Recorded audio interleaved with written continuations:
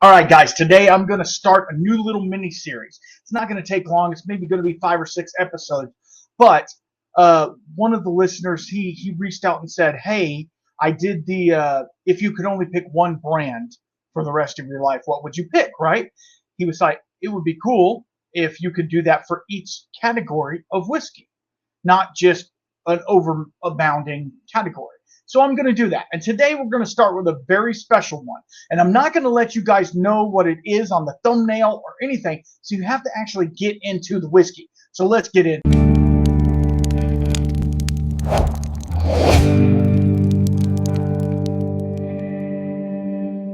All right. So you waited till after the intro and all the things. I'm going to let you know what we are getting into today. Today we are getting into, me being from where I am, the best Texas whiskey. Now, this has some caveats, and all of these have caveats. This is the best Texas whiskey I'm drinking right now.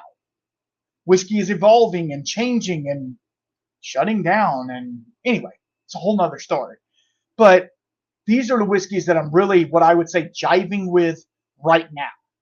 Go out and pick them up if you can. If you can't, I understand, especially with this one, with Texas whiskey, it's a little bit difficult to some of you out there in other states. But some of these have some pretty good distribution, so you should be able to get them. All right? So I have one to rule them all. But I do have a couple of runner-ups because I feel like these other distilleries doing really cool things. Okay, so, and especially, and these are bottle specific, very bottle specific. That's something else you need to know. Yes, the distilleries are doing great things, but it's this particular bottle, okay? So I'm going to start with the second runner-up. There's 3 in this category. So the second runner-up is going to be Balcones Rye, the cask strength. Look at that bad boy, 73.2%. This is a single barrel pick. This is absolutely phenomenal whiskey. I still got a little bit left. Look at the color on that. Look how dark that is. I can barely see through it. This is such a dark chocolate bomb. It was absolutely amazing. I did a full deep dive on it on my Instagram. Please go check out my Instagram. Me and the Whiskey Panda did a side-by-side of this same exact whiskey. And our tasting notes were very similar, but they were also off a little bit, which is really cool to do. So think about doing that. So second runner-up, Balcones Rye, cask strength, hazmat, of course, because I'm bougie. All right, second runner-up.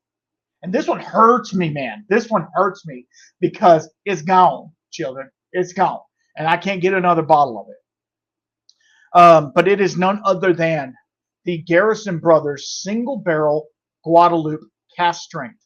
The 129.8 to be exact. Now, look at that. There is a, you know what?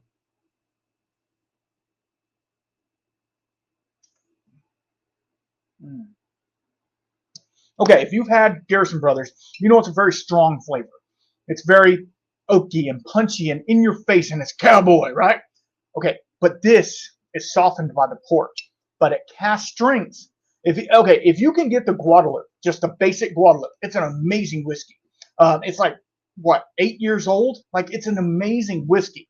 But this one, it just ramps it up to 11. And if you don't like finished whiskeys, do not drink this whiskey. It is super finished. Only in port, but that port comes across as like a molasses port. Like, it is so strong in its flavor, and it gives me so much, like just that little bit, that drip that was in there, tingling my tongue right now. There's so much flavor in there, like grape soda, but like it's like so concentrated. It is so good, such a good dram. I sampled this out to way too many people, and I kind of regret it. I'm not gonna lie. Now, I will tell you, this bottle and the Balcones was as well. The Balcones was about $120. This one was more about $225. I know what you're thinking. Why are you spending that much money on this whiskey? It was for a good event. It was for flood relief. So yeah, just understand that. Hopefully they do this again because I want to pick up another bottle of it. I know you can get a couple of them online. I saw them on, was it Sip Whiskey? Anyway, you should be able to find them. Anyway, Garrison Brothers, their finished stuff is absolutely amazing. All right, so our winner chicken dinner of my Texas whiskey of that I'm really, really loving right now. It's going to be no surprise what it is, right? But also, this is the only whiskey when I did a review of it, it got a perfect score because of what the brand is doing, because of the whiskey inside it, but also the flavor markers that were there were exactly what I wanted to taste at that time. We all know that taste is very subjective. So today it might jive with you, tomorrow it might not. But the day I recorded that, it was the best whiskey. And it also happened to have won an award for said best whiskey in the world. So if you know, you already know. That's none other than Andalusia Striker Madeira Cask. And look at that, brother. We got us a little treat on this one as well.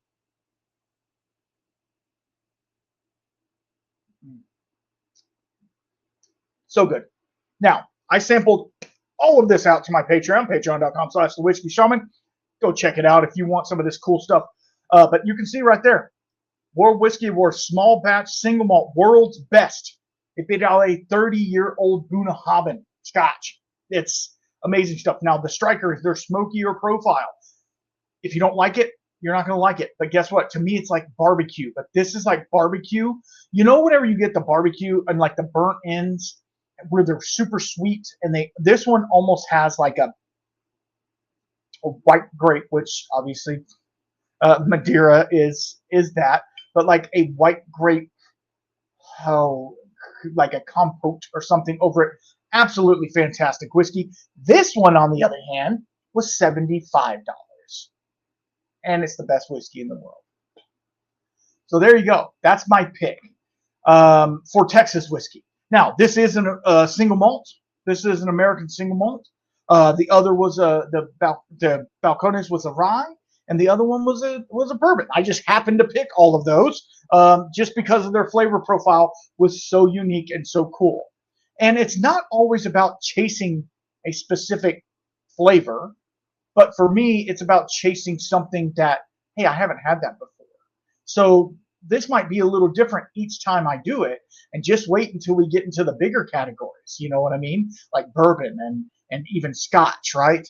We're going to run into some things where I'm going to have a really hard time picking which one I think is the best.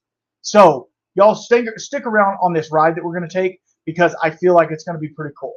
And thank you so much, Richard, over at Game and Grains, for suggesting this. It's really cool, and I'm going to try to hone it in and figure out exactly what we're going to do, but I had to get something out there because I want you guys to be on the front lines of this. So y'all be good. Make sure you drink water, please. And until next time, keep your spirits up. Peace out.